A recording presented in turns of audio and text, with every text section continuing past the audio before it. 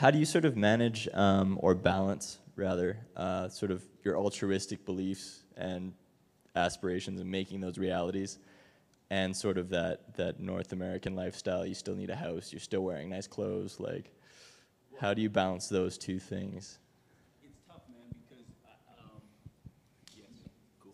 Yeah, it's tough, man, because really, I'm a little crazy, is what it boils down to. And I you know, it's like I've jumped off many buildings with no parachute, you know, and just been like, because I really have the faith that it's going to happen. And you don't find that you get a huge amount of support for that. People are like, hey, man, you got to really take care of yourself. You know, I got a couple of little kids. You got to take care of them, too. Like, there's all this pressure that comes along with it. But I feel like I have to do the thing that is in my heart. And if I'm true to that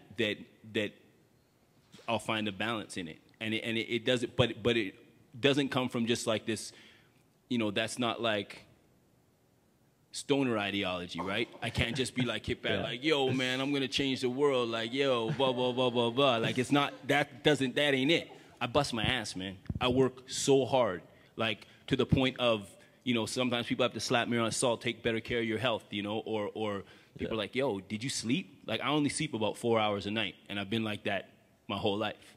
That's just who I am.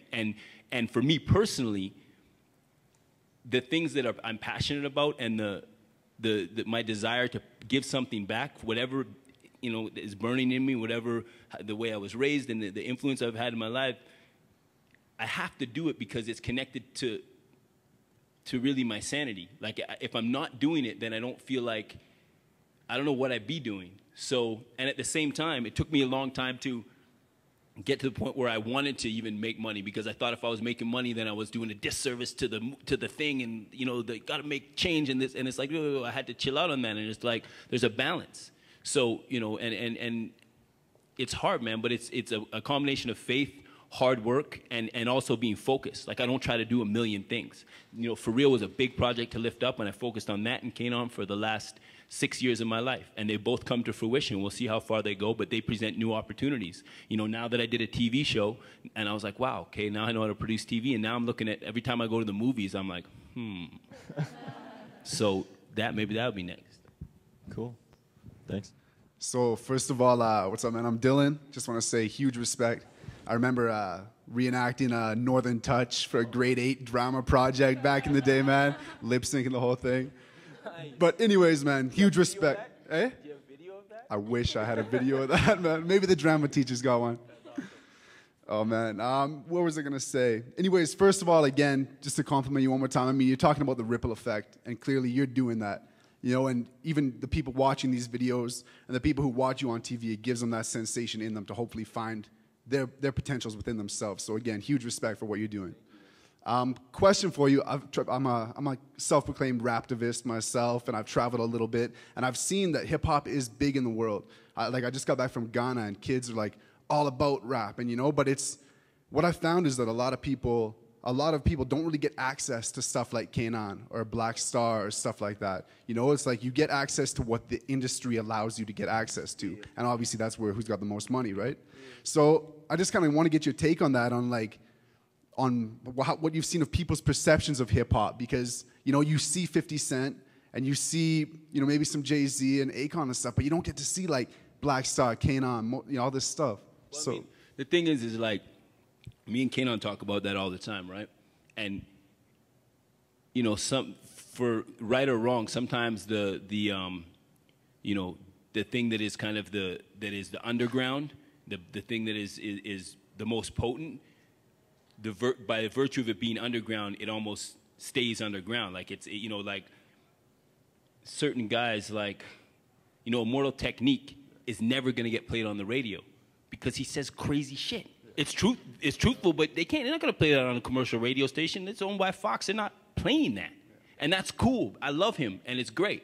But you have to decide, I think, you know, as an artist, you have to decide how far you want to reach. And there's nothing wrong with, I think a lot of times, some of the things that are underground, those guys are very satisfied to be in that realm and to have that success, but it doesn't get into the mainstream, like you say. And the mainstream is a lot more palatable to things that are very simple, usually.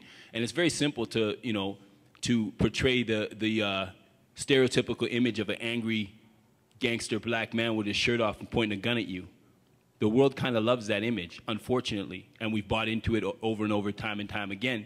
And the systems that are set up will kind of, you know, be it, and it's not just hip hop, it's films, there's all this stuff. Like, it's easy, you know, the biggest grossing films. Like, if you want to make a film that always makes money, do a horror film, because they always make dough. And then you'll get to do another one. And a lot of directors are like, well, maybe I'll do a horror film first. So you're just trying to get in, right? And it's like, all that to say, you know, we just finished Kanon's new album, and we spent, when we started working, like, I remember I said to Kanon one day, sitting in an apartment, I was like, I looked at him, I was like, why, you know, why are you doing this?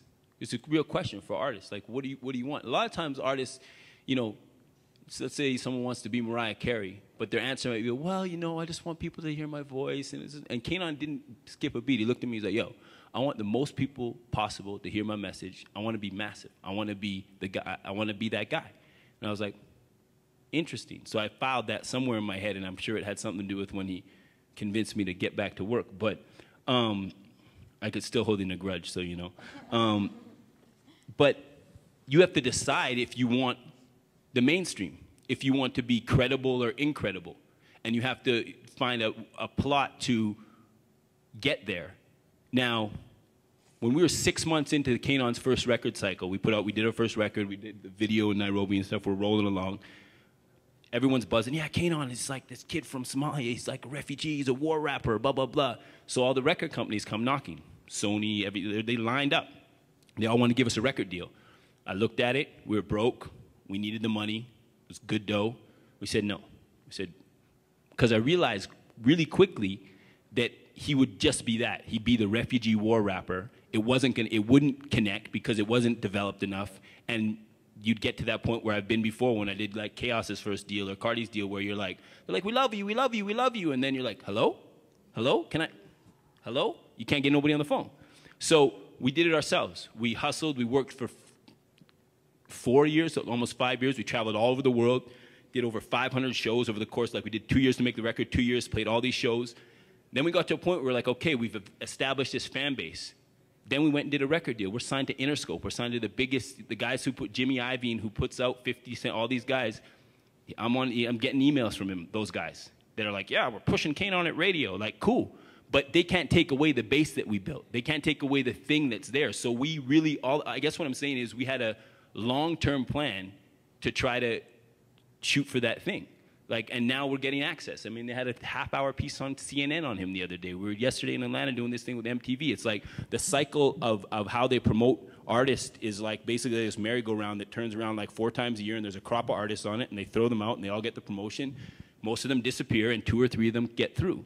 And your man's about to get that shot, and the record's brilliant, and I think he's going to knock it out the park. But that was, I'm proud to say, pretty calculated on our part. So you have to figure out, if you want that thing, what's the entry point? The entry point for us wasn't to like take advantage, like he's more gangster than any gangster rapper could ever be. Would that be the easy way?